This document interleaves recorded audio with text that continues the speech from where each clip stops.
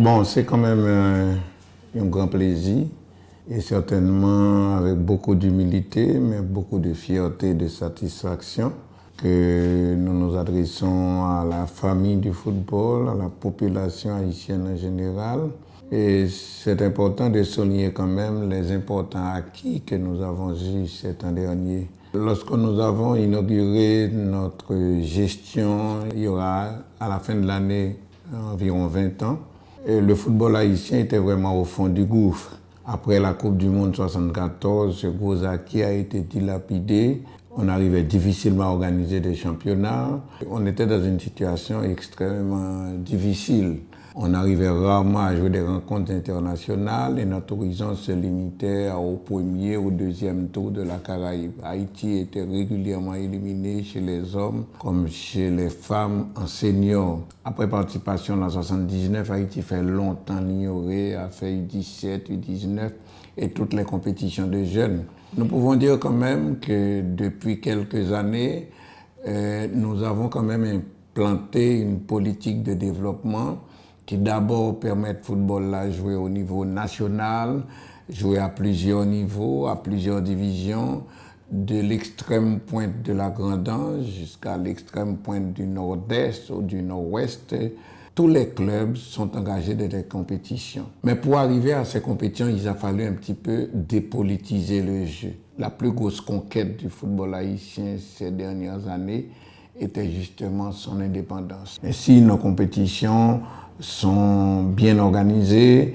Nous avons des instances juridictionnelles tout à fait indépendantes avec d'éminents avocats qui nous prêtent leur concours et qui garantissent, si vous voulez, l'équité des décisions que nous prenons. Ces instances juridictionnelles fonctionnent indépendamment de l'administration de la fédération. Ainsi donc, le football est devenu véritablement national. Que vous soyez de Ouanamène, que vous soyez des Cayes, de Jérémie ou du Cap, si vous avez le talent, si vous vous imposez par vos performances, vous avez une chance de figurer au niveau de l'équipe nationale. Le deuxième problème qui a été résolu, c'était justement l'absence totale d'Haïti sur la scène internationale.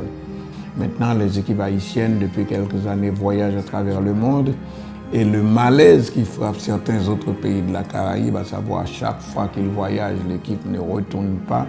Nous avons su résoudre ce problème grâce à une motivation de tous les instants, grâce à la grande affection que nous donnons aux joueurs et grâce à des programmes performants qui mettent les joueurs en confiance parce qu'ils sont sûrs qu'ils sont entourés par leur fédération et qu'ils sont capables d'arriver au niveau que le talent permet si toutefois ils performent bien.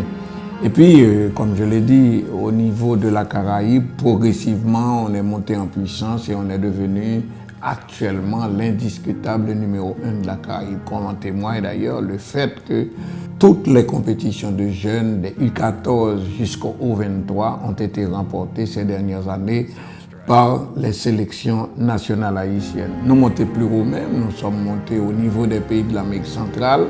Désormais, Costa Rica, Salvador, tout le monde tremble. Et les scores de tennis ou les scores de water polo, de handball, c'est-à-dire les scores fleuves, on n'en connaît presque pas. Nous avons commencé quand même ce cycle de 4 ans avec une qualification pour la Copa América. Nous nous sommes élevés donc parmi les 6 pays de la CONCACAF qui ont été admis à participer à la Copa Centenario, la Copa América du centenaire. Ça a été vraiment une grosse performance. Et puis toutes ces dernières années, on n'en compte plus les titres que nous avons remportés. Champion de la Caraïbe 17 à Port-au-Prince, champion de la Caraïbe 20 à Port-au-Prince, champion de la Caraïbe 17 à Porto Rico, champion U15 avec Nerilia comme soulier d'or de la Caraïbe, de la CONCACAF, pardon, à Cayman Islands. Mais notre travail ne s'est pas limité seulement au niveau des équipes nationales.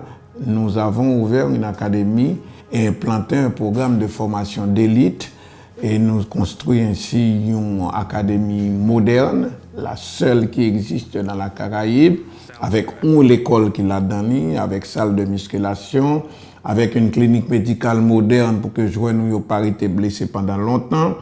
Nous avons surtout attaqué l'épineux problème des terrains côté où tu as wash à droite, la boue à gauche, long match était fini, les acteurs étaient méconnaissables.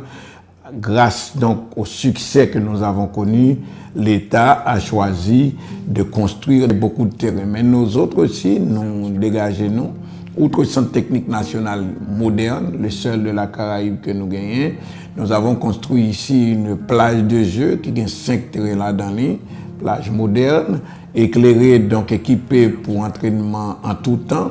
Et comme c'est un centre d'entraînement, il faut donc constamment l'approvisionnement. Nous avons, grâce à la coopération allemande et grâce à l'État haïtien, construit un système d'alimentation au solaire qui permet aux 600 jeunes que nous recevons ici, non seulement d'aller à l'école, de faire de bonnes études classiques primaires et secondaires, mais également d'être approvisionnés convenablement. Et puis, les terrains qui ont été aménagés ont fait l'objet de critiques, de débats, d'une véritable bataille politique. Mais la FHF est montée au-dessus de tout cela, sachant que ces terrains, finalement, sont des terrains de football, sont des investissements que Haïti a obligé de payer. Nous avons attaqué ces terrains et il n'y a pas de prévoir structure d'entretien pour eux. Non seulement nous goumons pour un bon terrain au Cap, pour nous sortir en roche qui était au Cap là, nous avons construit un terrain qui a coûté plus d'$1 million à Saint-Marc.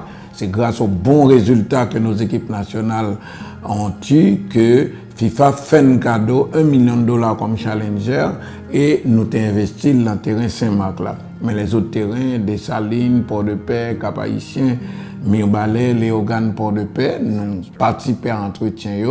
Nous avons formé une équipe qui devra s'occuper de ces terrains. Nous avons acheté l'appareillage qu'il faut, c'est-à-dire les tracteurs qu'il faut, et nous alimenter en pellets de caoutchouc pour permettre que le terrain soit pas dangereux pour les organismes des joueurs. Nous allons continuer à inciter d'autres secteurs. L'État, par nos résultats, nos performances, par notre gestion minutieuse, a continué à construire d'autres terrains. Mais nous avions constaté également qu'il y avait des problèmes médicaux énormes. Nous avons construit une clinique médico-sportive moderne avec des appareils dernier cri et nous avons la chance de disposer de techniciens bien formés à l'étranger, de kinés, de soigneurs, qui eux-mêmes mettaient le terrain en valeur. Nous avons au-delà construit des équipes nationales modernes. Nous participons à des stages d'entraînement avant que nous allions dans toute compétition. Donc, nous avons préparé l'avenir. Les résultats que nous réalisons en ce moment ne sont pas le fruit du hasard. D'ailleurs, nous pas arrêté là. Nous avons décidé depuis l'année dernière de lancer un projet d'académie fédérale. Nous pensons que Timoun a commencé le jeu football un peu trop tard, qu'il faut les prendre très tôt. Et nous avons inauguré des académies fédérales dans plusieurs villes du pays. Pour le moment, on est à environ 53, mais on espère arriver à une académie par commune et peut-être un peu plus dans des villes importantes. Ce n'est pas un hasard si notre équipe nationale senior a pu se hisser en demi-finale de la Coupe d'Or tout récemment, ce qui a été une grande occasion de fierté pour les Haïtiens. Et ces dernières années, ces derniers mois même, cette année particulièrement, beaucoup de nos jeunes ont été dans des essais dans des clubs professionnels étrangers. Nous sommes fiers de dire que tout le monde qui a essayé, de tout vraiment réussi. Donc, on part vers le progrès, vers l'excellence, la consolidation des acquis que nous avons eus, espérant que l'État, les sponsors, la population générale, tout le monde se mettra avec nous. Chaque Haïtien conduira ses efforts vers le football, mais vers les autres sports, et que nous aurons un accompagnement en conséquence, car nous avons prouvé qu'avec de la compétence, qu'avec de l'honnêteté, qu'avec l'intégrité, en dépensant chaque centime de manière efficiente, en mobilisant beaucoup de bénévoles, on peut réaliser de belles choses. J'en profite pour remercier tous ceux-là qui nous accompagnent depuis des années.